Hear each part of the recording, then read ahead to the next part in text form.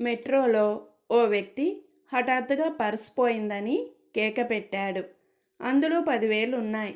అతనికి ఇచ్చేస్తే 500 రూపాయలు ఇస్తానన్నాడు. నాకు ఇస్తే 1000 రూపాయలు ఇస్తానన్నాడు మరో వ్యక్తి. ఎవ్వరికీ ఇవ్వకుంటే అందులో ఉన్నదంతా నాదేగా అని నాలుగు ఖర్చుకున్నాడు అసలు దొంగ.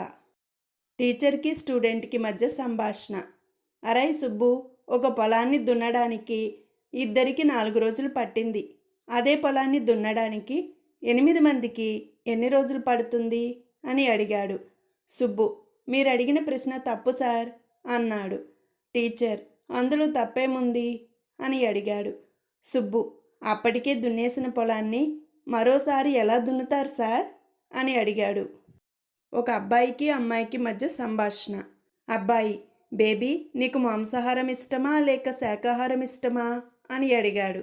అమ్మాయి, నాకు ముత్యాల హారం, రత్నాల హారం, ఇంకా వజ్రాల హారం కూడా ఎంతో ఇష్టం అన్నది. డాక్టర్కి పేషెంట్కి మధ్య సంభాషణ. త్రాగుడు మానడానికి టానిక్ ఇచ్చాను కదా, రోజుకు ఎన్నిసార్లు తీసుకుంటున్నావు అని అడిగాడు డాక్టర్ పరమహంస.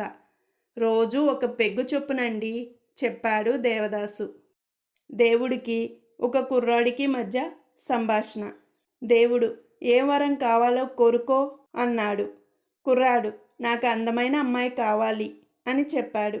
దేవుడు, నువ్వు ముస్లిం అయితే కత్రీనాని, హిందువు అయితే కరీనాని, సిక్ అయితే అనుష్కని, క్రిస్టియన్ అయితే జెనీలియాని ఇస్తాను. నీ పేరును బట్టి నిర్ణయిస్తా. నువ్వెవరో చెప్పు నీ పేరు అని అడిగాడు. కుర్రాడు అబ్దుల్ ఫెర్నాండెజ్ ప్రదీప్ సింగ్ అని చెప్పాడు. దేవుడు ఏంజల్తో, వీడికి అతి తెలివి ఎక్కువైంది, అందుకే మంచులక్ష్మి నువ్వు వెధవకి తిక్క కుదురుతుంది అన్నాడు. ఇద్దరు స్నేహితుల మధ్య సంభాషణ. దగ్గరగా రా, నీ చెవిలో ఒక మాట చెబుతా. ఈ ప్రపంచాన్ని చౌకగా అమ్మేయాలనుకుంటున్నా, కానీ ఈ విషయం ఎవరికి చెప్పకు సుమా. విన్నావంటే నాకమ్ము అంటూ వెంటబడి నా ప్రాణాలు తోడేస్తారు రహస్యంగా చెప్పాడు వెంగళప్ప నెంబర్ 1. ఎవరికీ చెప్పను కానీ ఇప్పట్లో నాకు కొనే ఉద్దేశం లేదు అంతే రహస్యంగా చెప్పాడు వెంగళప్ప నెంబర్ 2. ఎయిర్పోర్ట్లో ఎస్కలేటర్ ఆగిపోయింది. సుబ్బారావు తన సూట్ కేసును లాక్కుంటూ పైకి తీసుకువెళ్ళసాగాడు. చాలా బరువుగా ఉండడంతో అది దబదబా శబ్దం చేయసాగింది. అతని వెనక వచ్చే ఒకతను దాన్ని అందుకొని పైకి తీసుకెళ్లాడు.